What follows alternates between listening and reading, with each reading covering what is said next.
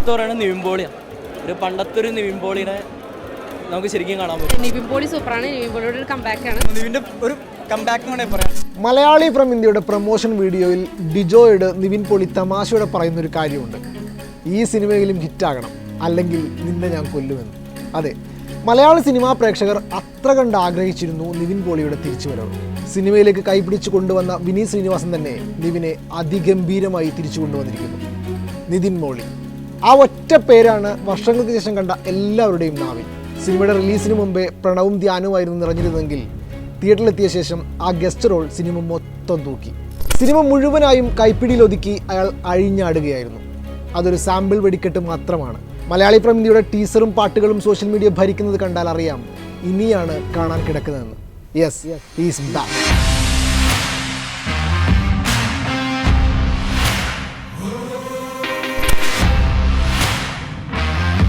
ജേക്കബിന്റെ സ്വർഗരാജ്യം കഴിഞ്ഞ് 8 വർഷങ്ങൾക്ക് ശേഷമാണ് വിനീത് തന്റെ നായകന് വേണ്ടി വീണ്ടും പേനയെടുക്കുന്നത്. നിവിൻ അതിഥിതാരമായാണ് എത്തുന്നതെങ്കിലും അതൊരു വെറും വരവല്ല എന്ന് വിനീത് അഭിമുഖങ്ങളിൽ പറഞ്ഞുകൊണ്ടേയിരുന്നു. ആ പറച്ചിൽ വെറുതെ ആയില്ല. അരമണിക്കൂർ മാത്രമുള്ള നിതിൻ മോളി എന്ന കഥാപാത്രത്തിലൂടെ പണ്ട് കണ്ട നിവിനെ അതേ ഫോമിൽ കാണാൻ സാധിച്ചു എന്നതിന് തിയേറ്ററിൽ ഉയർന്ന കയ്യടികൾ സാക്ഷിയാണ്. ആ കഥാപാത്രം ചെയ്യാൻ ഇയാളല്ലാതെ മറ്റാരുമില്ലെന്ന് തെളിയിക്കുന്ന പ്രകടനം. 4 മിനിറ്റോളം വരുന്ന ഒറ്റ ഷോട്ടിലെടുത്ത സീനിൽ നിവിനിലെ എൻ്റർടൈനറുടെ അഴിഞ്ഞാട്ടം കാണാം. ഒരേ സമയം സ്വയം ട്രോളിയും തന്നെ ബോഡി ഷെയിം ചെയ്തവർക്ക് കണക്കിന് മറുപടി കൊടുക്കുന്നുണ്ട് നിവിൻ ആ സീനിൽ. താൻ എവിടെയും പോയിട്ടില്ലെന്ന് പറയുക കൂടിയായിരുന്നു അയാൾ. ഇനിയൊരു കഥ പറയട്ടെ. എറണാകുളം ആലുവ സ്വദേശികളായ പോളി ബോണപാർട്ടിൻ്റെയും ത്രേസ്യാമ്മയുടെയും മകനായി 1984 ഒക്ടോബർ 11 നിവിൻ ജനിക്കുന്നത്. സ്വിറ്റ്സർലാൻഡിലെ അറോവിലായിരുന്നു ജനനമെങ്കിലും കുടുംബം പിന്നീട് കേരളത്തിലേക്ക് മാറിയപ്പോൾ വിദ്യാഭ്യാസം ഇവിടെയായി. അങ്കമാലിയിലെ Federal Institute of Science and ടെക്നോളജിയിൽ ഇലക്ട്രോണിക്സ് ആൻഡ് കമ്മ്യൂണിക്കേഷൻ എഞ്ചിനീയറിംഗിൽ ബിരുദം പൂർത്തിയാക്കി. വിദ്യാഭ്യാസത്തിന് ശേഷം ക്യാമ്പസ് പ്ലേസ്മെൻറ്റിലൂടെ ആ യുവാവിന് ബാംഗ്ലൂരിലെ ഇൻഫോസിസിൽ ജോലി ലഭിച്ചു. 2006 മുതൽ 2008 വരെ സോഫ്റ്റ്വെയർ എഞ്ചിനീയറായി അവിടെ ജോലി ചെയ്തു. അപ്പോഴാണ് പിതാവിൻ്റെ വേർപാടുണ്ടാകുന്നത്. ഇതോടെ അവൻ്റെ ജീവിതം മറ്റൊരു വഴിത്തിരിവിലേക്ക് കടന്നു. ജോലി രാജിവെച്ച് നാട്ടിലേക്ക് മടങ്ങി. ഇതാണ് നമ്മൾ പറയുന്ന കഥയുടെ ബാക്ക് സ്റ്റോറി.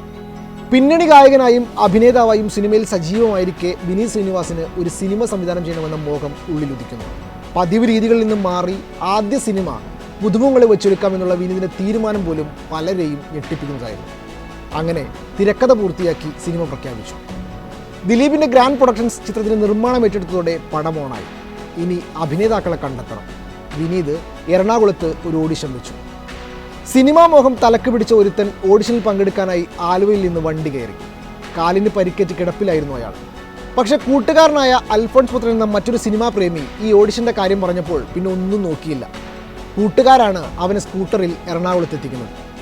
വയ്യാത്ത കാല് വേച്ച് വെച്ച് നടന്ന് അയാൾ ഓഡിഷൻ എത്തുമ്പോൾ ഏകദേശം പരിപാടി അവസാനിപ്പിക്കാനുള്ള ഒരുക്കത്തിലാണ് വിനീത്. അങ്ങനെ അവസാനമെത്തിയ അയാൾ ആ സിനിമയിൽ നായകനായി. മലർവാടിക്ക് വേണ്ടിയുള്ള 3ാമത്തെ ഓഡിഷനായിരുന്നു അത്. അങ്ങനെ നിവിൻ പോളി എന്ന നായകൻ ജനിച്ചു. ചിത്രത്തിൽ അവൻ്റെ പ്രകടനം ശ്രദ്ധിക്കപ്പെട്ടു. മലർവാടി ആർട്സ് ക്ലബ് മികച്ച വിജയമായിരുന്നു. നവാഗത സംവിധായകൻ പുതുമുഖങ്ങളെ അണിനിരത്തി ബോക്സ് ഓഫീസ് വിറപ്പിച്ചത് ഇൻഡസ്ട്രിയിൽ തന്നെ ചർച്ചയായി. ശ്രീനിവാസൻ്റെ മോന് പണി അറിയാമെന്നും ഇവൻ മലയാള സിനിമാ സംവിധാനങ്ങളുടെ മുന്നിലുണ്ടാവുമെന്നും അന്ന് തന്നെ പലരും വിധിയെഴുതി.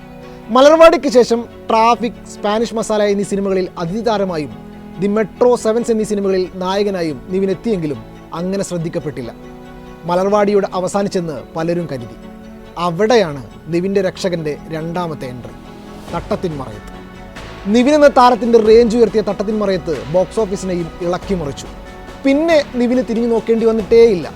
സിനിമ സ്വപ്നം കണ്ട കാലത്ത് തൻ്റെ കൂടെ നിന്നവരെയും നിവിൻ കൈപ്പിടിച്ചു കൊണ്ടുവന്നു. എബ്രിഡ് ഷൈൻ, അൽഫോൺസ് പുത്രൻ, ജൂഡ് ആൻ്റണി തുടങ്ങിയവരുടെ സിനിമകളിലൂടെ നിവിൻ എന്ന താരം വളർന്നു. മറ്റൊരു മലയാള താരവും ഇത്ര വേഗത്തിൽ സ്റ്റാറായിട്ടില്ല.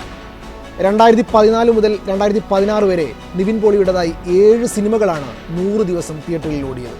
2015 പ്രേമം എന്ന സിനിമയിലൂടെ നിവിൻ്റെ താരമൂല്യം ഉയർന്നു. അത് ഒരു 1.5 ഉയർച്ചയായിരുന്നു. ഇനിയാണ് ഈ കഥയുടെ 2ാം ഭാഗം. സേഫ് സോണിലുള്ള കളി മാത്രമേ ഉള്ളൂ എന്ന വിമർശനം ഉയർന്നതോടെ ഒന്നും മാറ്റിപ്പിടിക്കാൻ നിവിൻ തീരുമാനിച്ചു. അങ്ങനെ ഹേ ജൂഡും, മൂത്തോനും, പടവെട്ടും, മഹാവീര്യരും, തുറമുഖവും അടക്കം ഒട്ടേറെ ചിത്രങ്ങൾ. മുൻപ് കണ്ടത് മാത്രമല്ല താനെന്നുള്ള നിവിൻ്റെ പറച്ചിലായിരുന്നു ഇതിലൂടെ. പക്ഷേ പ്രതീക്ഷക്കൊത്ത് അതിലെ പല ചിത്രങ്ങളും ശ്രദ്ധിക്കപ്പെട്ടില്ല. അത്രയും ഉയരത്തിൽ നിന്നുള്ള വീഴ്ചയ്ക്ക് ആഘാതം കൂടുതലായിരുന്നു. തുടർച്ചയായ പരാജയങ്ങൾ, സിനിമ ഇറങ്ങാത്ത വർഷങ്ങൾ.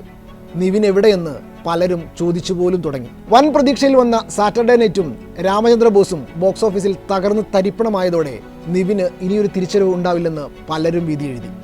അവിടെ അയാൾ വീണ്ടും വന്നു. ആശാന്റെ ചിത്രത്തിലൂടെ നിവിൻ പിന്നെയും കസറി തിരിച്ചുവരവിൻ്റെ കാഹളം മുഴക്കി.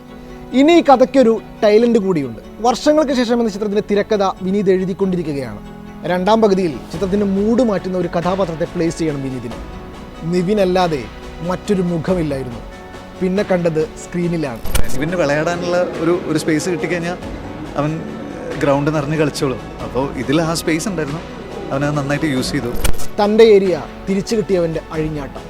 കഥ ഇവിടെ തീരുന്നില്ല. ഇനി വരാനുള്ള നിവിൻ്റെ സിനിമകൾ നോക്കൂ, ചിലത് ഉറപ്പിച്ചിട്ടുണ്ട്. കഥയിലും തെരഞ്ഞെടുപ്പിലും ശ്രദ്ധിക്കുന്നത് കാണാം. അതിലാദ്യത്തേത് ജനഗണമനയുടെ സംവിധായകൻ ഡിജോയുടെ സംവിധാനത്തിൽ ഒരുങ്ങുന്ന മലയാളി ഫ്രം ഇന്ത്യയാണ്. മെയ് 1 ചിത്രത്തിൻ്റെ റിലീസ്.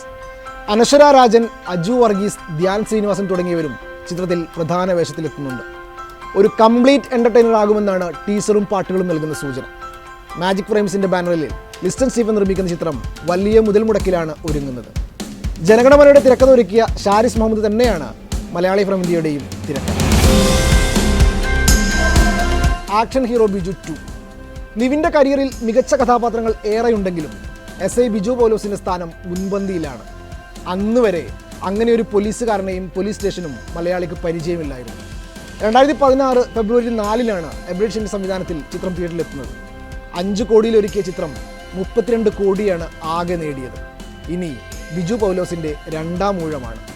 പോളി ജൂനിയർ പിക്ചേഴ്സിൻ്റെ ബാനറിലാണ് ചിത്രം നിർമ്മിക്കുന്നത്. Dear students. ലവ് ആക്ഷൻ ഡ്രാമയ്ക്ക് ശേഷം നിവിൻ പോളി നയൻതാര കോംബോ വീണ്ടും ഒന്നിക്കുന്നതാണ് മറ്റൊരു വാർത്ത.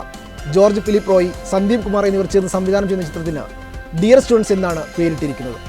കർമ്മ മീഡിയ നെറ്റ്വർക്ക്, LLP, അൾട്ര എന്നിവയുമായി സഹകരിച്ച് പോളി ജൂനിയർ പിക്ചേഴ്സാണ് ചിത്രം നിർമ്മിക്കുന്നത്.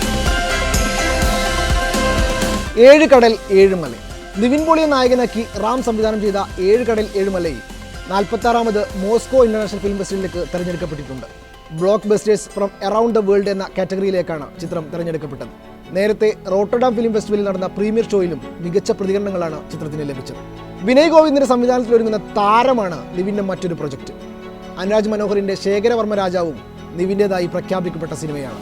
അതിനൊപ്പം ആശാൻ അൽഫോൺസ് പുത്രനൊപ്പം നിവിൻ വീണ്ടും വരാൻ സാധ്യതയുണ്ട്. അതായത് അയാൾ അങ്ങനെയൊന്നും കളം വിടാൻ ഉദ്ദേശിക്കുന്നില്ല.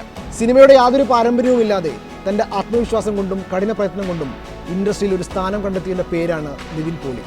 പടവെട്ടി കയറി വന്നവനാണ് അയാൾ. അങ്ങനെ വെറുതെ പോകാൻ ഉദ്ദേശിച്ചിട്ടുണ്ടാകും.